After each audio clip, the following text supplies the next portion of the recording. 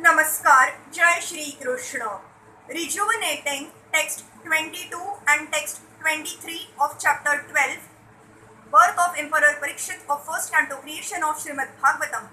Text 22.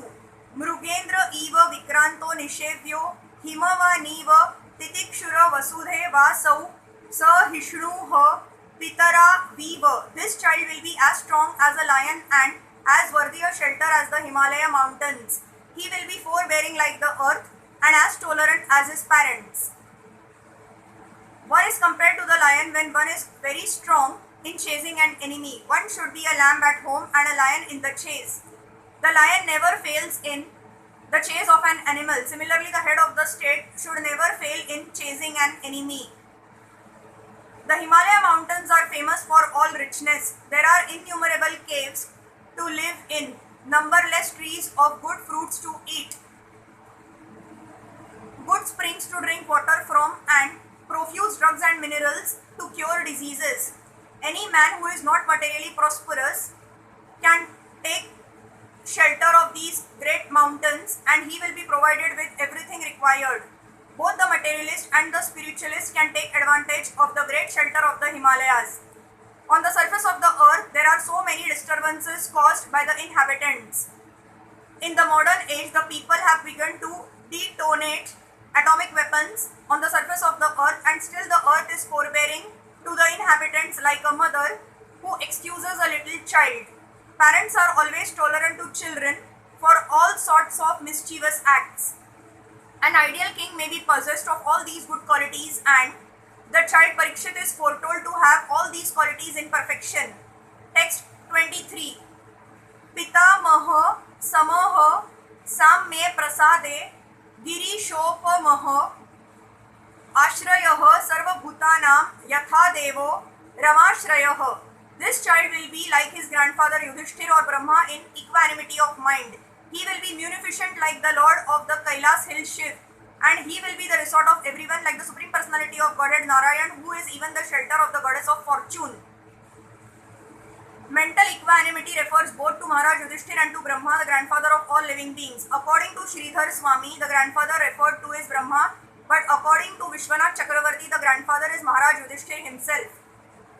But in both cases, the comparison is equally good because both of them are recognized representatives of the Supreme Lord, and thus both of them have to maintain mental equanimity, being engaged in welfare work for the living being. Any responsible executive agent at the top of administration has to tolerate different types of onslaughts from the very persons for whom he works. Brahmaji was criticized even by the gopis, the highest perfectional devotees of the Lord. The gopis were dissatisfied with the work of Brahmaji because Lord Brahma, as creator of this particular universe, created eyelids which obstructed their seeing Lord Krishna. They could not tolerate a moment's blinking of the eyes, for it kept them from seeing their beloved Lord Krishna. So what to speak of others who are naturally very critical of every action of a responsible man. So Maharaj Yudhishthir had to cross over many difficult situations created by his enemies, and he proved to be the most perfect maintainer of mental equanimity in all critical circumstances. Therefore, the example of both grandfathers for maintaining equanimity of mind is quite fitting. Lord Shiva is a celebrated demigod who awards gifts to beggars.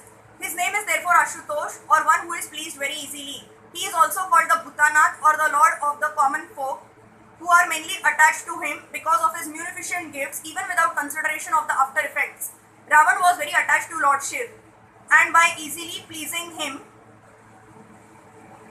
Ravan became so powerful that he wanted to challenge the authority of Lord Ram. Of course, Ravan was never helped by Lord Shiv when he fought with Ram, the Supreme Personality of Godhead and the Lord of Lord Shiv.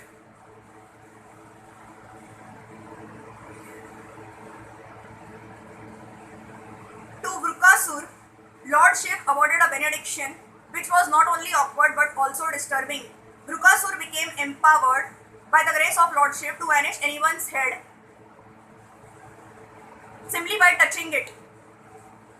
Although this was awarded by Lord Shiv, the cunning fellow wanted to make an experiment of the power by touching the head of Lord Shiv. Thus the Lord had to take shelter of Vishnu to save himself from trouble, and the Lord Vishnu, by his illusory potency, asked Vrukasur to make an experiment with his own head. The fellow did it and was finished himself, and so the world was saved from all sorts of trouble by such a cunning beggar of the demigods. The excellent point is that Lord Shiv never denies anyone any sort of gift. He is therefore the most generous, although sometimes some kind of a mistake is made.